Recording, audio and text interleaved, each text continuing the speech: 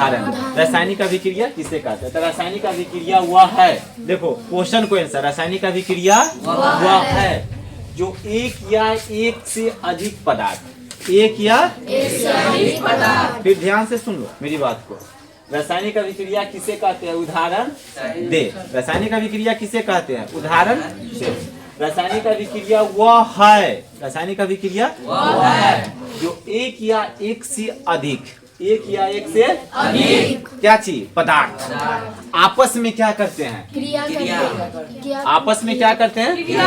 और क्रिया करके नए पदार्थ का निर्माण करते हैं। कैसे पदार्थ के बाबू? नए पदार्थ का निर्माण करते हैं या नहीं करते हैं? नए पदार्थ का यानी तीसरे पदार्थ। नए पदार्थ का मतलब कौन सा पदार्थ?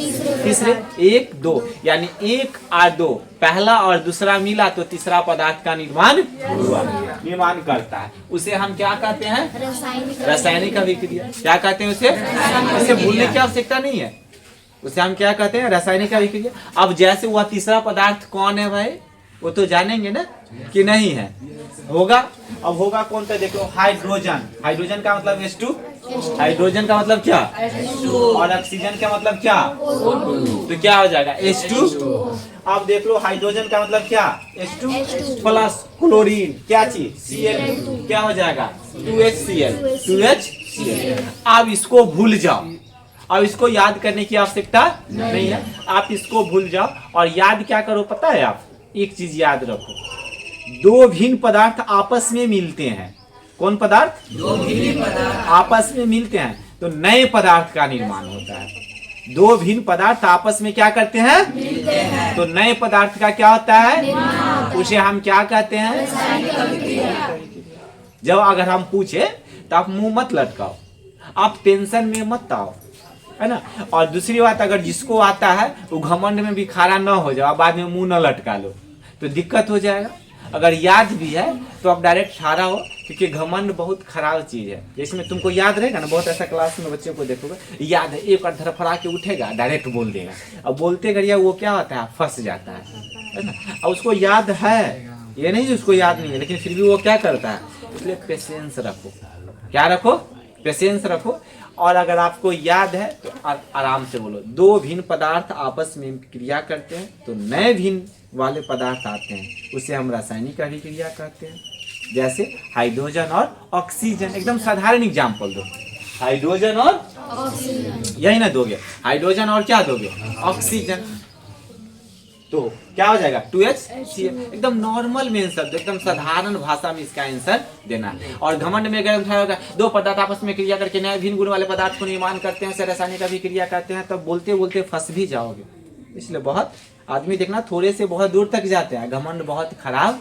अगर खासकर अगर आप पढ़ते हो ना, खासकर अगर दशा पढ़ते हो तो घमंड नहीं करना। क्यों? हम दिखा देंगे, चाहे वो इतना रिजल्ट लाया तो हम ला देंगे, बाबू डायरेक्ट स्लिप कर जाओगे। और स्लिप ऐसा करोगे जो एकदम आने का भी आवश्यकता नहीं होगा, है ना।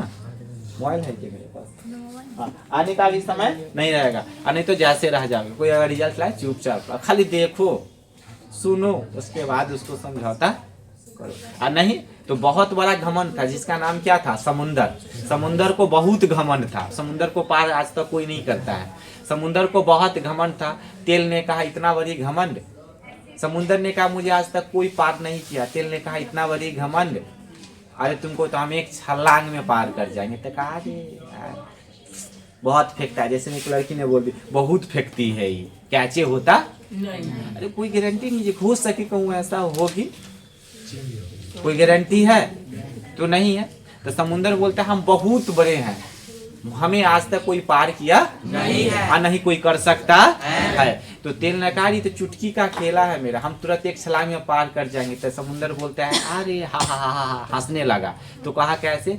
एक बार उस पर बैठा यानी गिरा और छलकते हुए तरपते हुए ऊपर हो गया। कभी भी तू तेल को देखना पानी में क्या करता है? वो डूबता है, क्या होता है?